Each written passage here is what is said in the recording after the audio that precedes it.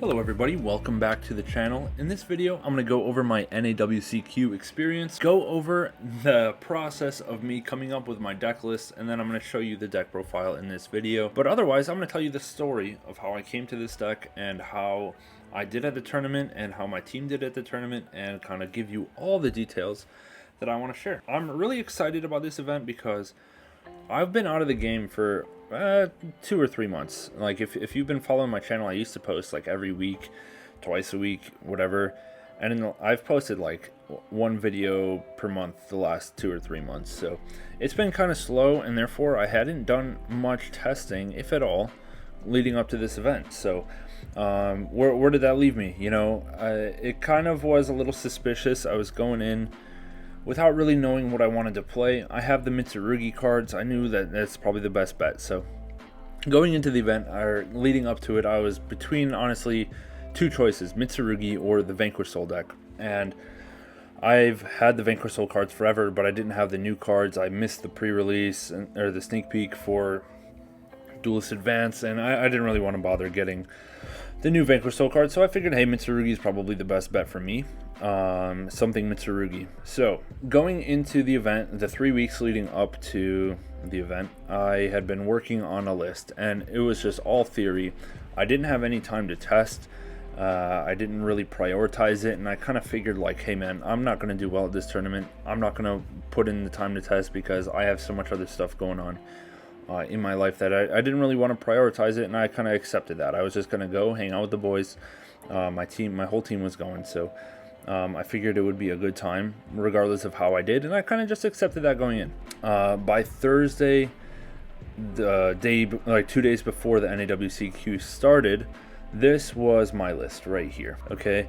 It was a Mitsurugi Ryzeal list, but with a big Mitsu package, and with just a few Ryzeal cards. So I was going to rock 3 Haba, 2 Kumo, 1 Futsu, 3 of each spell, 1 Mirror, 3 pre-prep, 2 Aramasa, Saji, Kusanagi, Night Sword, and then 5 Ryzeal cards plus the Bonfire.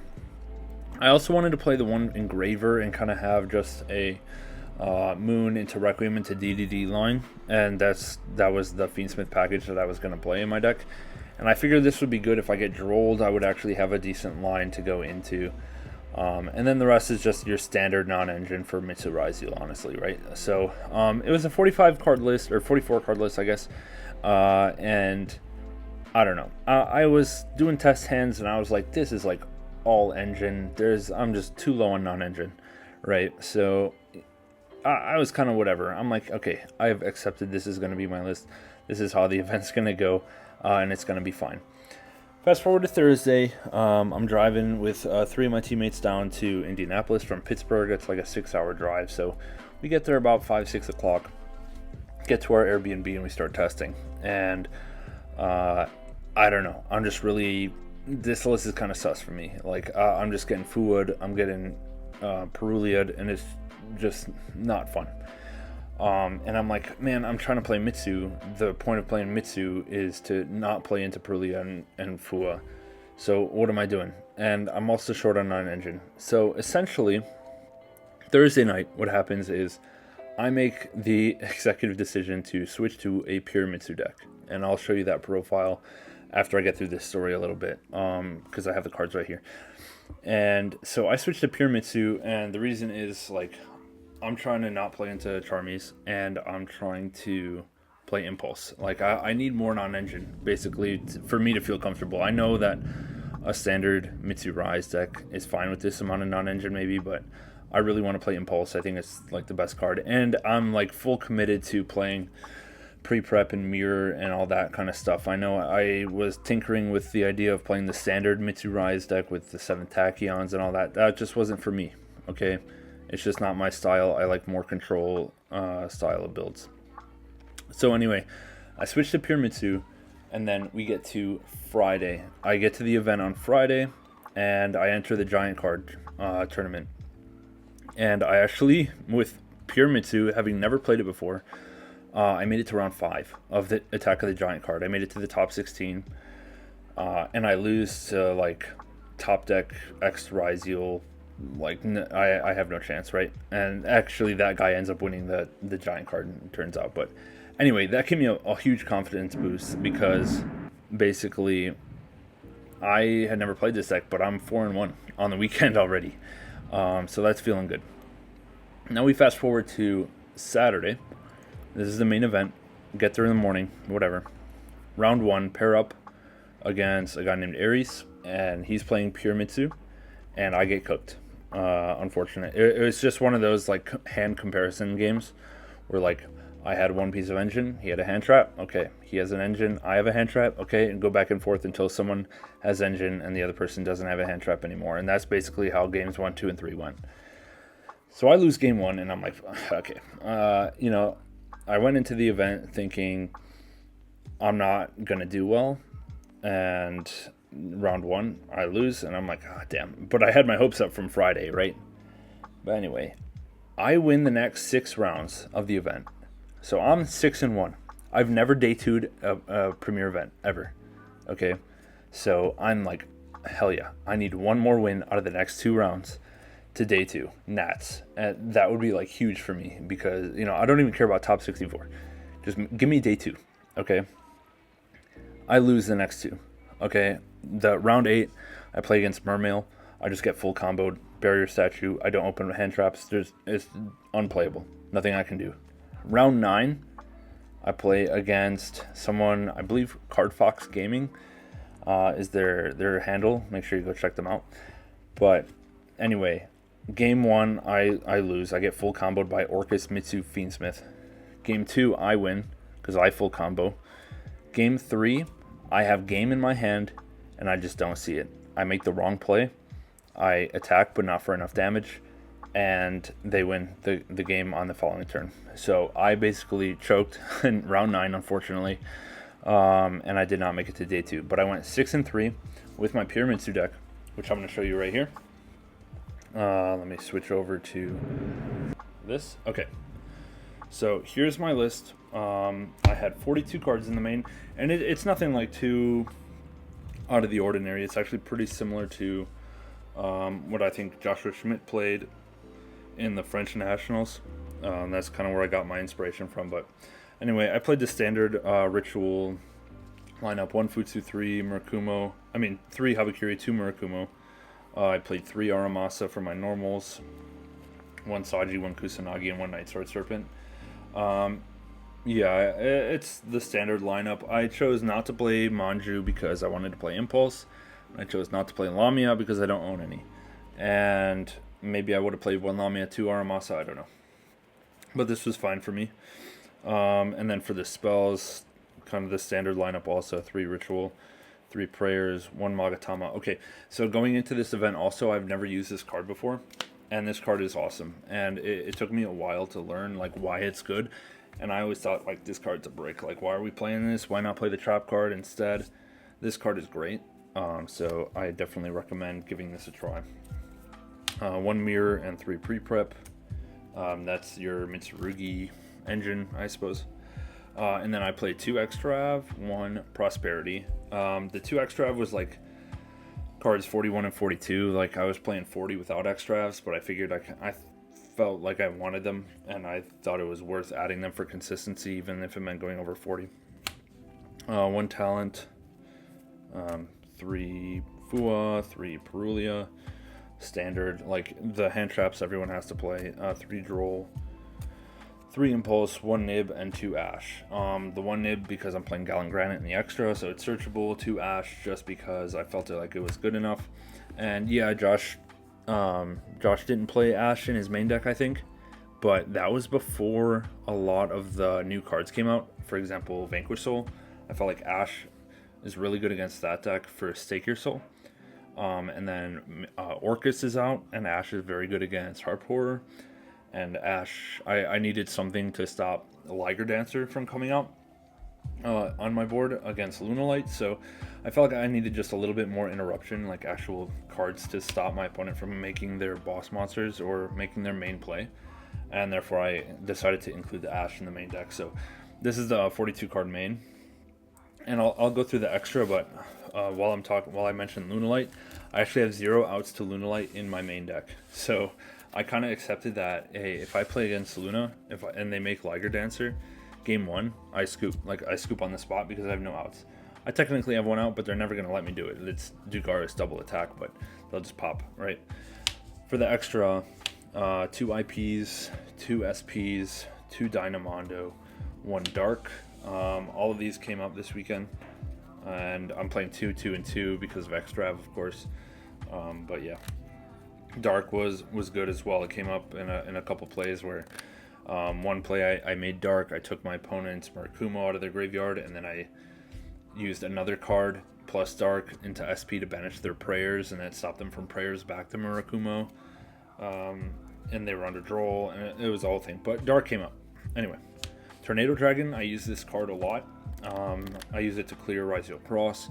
I used it to put pressure against like Lunalight. I used it to put pressure against. I played against a trap deck, so I just summoned Tornado and just started clearing their back row. 1 Exaton, 1 Dugaris. This came up once to double attack for game, but I think I would have had game otherwise. This card didn't really come up. 1 Baguska. I summoned it once the whole event, and it turned out to be against Maliss, and they cleared it immediately. I didn't know what I was playing. I had to make it blind game 1 because I got drilled. But yeah, Baguska is there. King of the Feral Imps, this came up once or twice.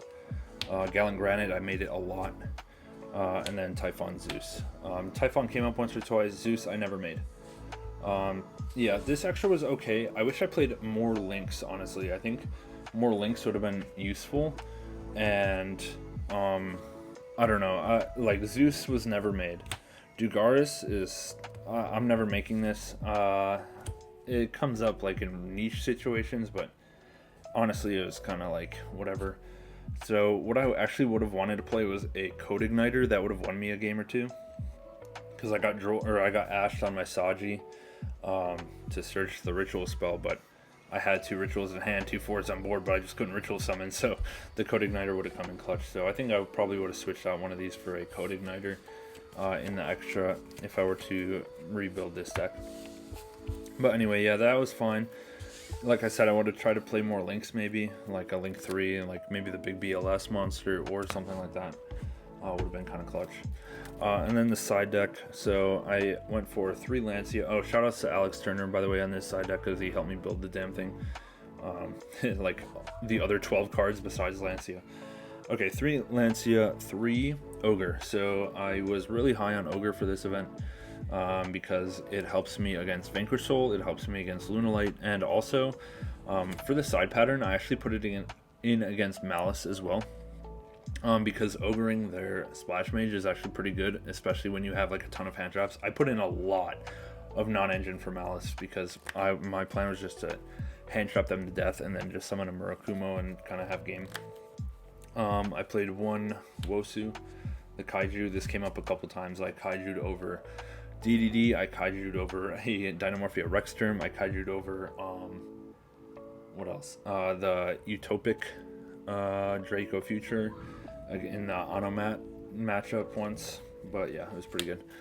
The other 2 Nibirus, I put this in when my opponent was playing Fiendsmith, whatever, just to trade with the DDD basically, because I feel like if they don't have a DDD on board, my Mitsu will just fight the rest of their board, but I can't do that if they have a Caesar up, so I need something to trade for the Caesar.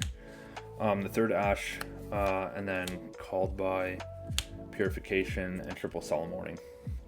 So my easy siding patterns was these 6 cards for going first and taking out the 6 Charmies, and then just anything else depending on the matchup for going second, because my deck is pretty well built to go second already, especially with the impulses in the deck. Usually going second, I would side out the 3-pot cards and sometimes talents. I would side out Magatama unless they run Fiendsmith, because this is an out to Caesar and I need to maximize outs to Caesar. I would side out 1 Aramasa sometimes going second as well. And then on very rare occasions I would side out a Futsu, only if they're like mega combo board, because Futsu's for a grind game, and usually mega combo decks is like you win turn 1 or you lose turn 1, and you're not going to enter the grind where Futsu is going to come up. So that's very rarely I sighted out Futsu. Never sighted out Night Sword Serpent. This card is awesome, and it's good for outing Baguska as well, because you can go like Ritual Summon Murakumo from hand or whatever from hand, and then send Serpent from deck, and then you can go into Dynamondo to attempt to out the Baguska, and then if they like Ryzeal cross you, just normal summon something else, go into SP, banish the Baguska, and then you can cook from there. So there's outs to everything in this deck, and that was one of the reasons I just liked it so much. There you can play through so many interruptions in ways that you don't really think. But yeah, I had an awesome time playing Pure Mitsu, and I'm really happy with how the list performed. Okay. So besides that, I'm going to go ahead and show one more thing here. This is my team, priority phase. And so we had Alex Turner, the guy in the middle. He got top 16. I had Alex Billiard, the guy next to him, like between me and the middle guy. You might recognize him from the top 64 feature match, and he was on Vanquish Soul. He got top 32. And then, yeah, everyone else did well or had a good time. Tim and Paul, the two guys all the way on the left side, they both got day 2, but were unable to top 64, unfortunately. But yeah, shout outs to all you guys in the picture, and make sure you go check out Alex's channel, Time Thief. I'll link that in the description below, and you can find his top 16 Maliss deck profile and Alex Billiard's top 32 Vanquish Soul profile on that channel. And I hopefully will have them on this channel for a podcast sometime soon. Yeah, one more thing I usually show my pickups for whenever I go to tournaments. So there's not that many today. It's just I got 2 Sky Striker A0s. I was hoping to get those as one of my goals for the event, to pick these up. And then I got 2 Galatea Eyes and 1 and Lil Gearsu, the Orcus cards. You guys know I like to make Orcus videos, and now I actually have the cards. I hadn't picked them up yet. And then 1 Astronaut. I might try to play Vanquish Soul K9, but that's a lot of money. I have the Vanquish Soul core right now, except for Holly Sue's and 1 Stake Your Soul, but right there is $150. So, and then K9 is however much more. And then I need a C104, which is another $30. That's kind of gross. And then I picked this up just as a throw-in. Ga girl. So yeah, that's my deck profile and my story of my Nats experience. Hope you guys enjoyed.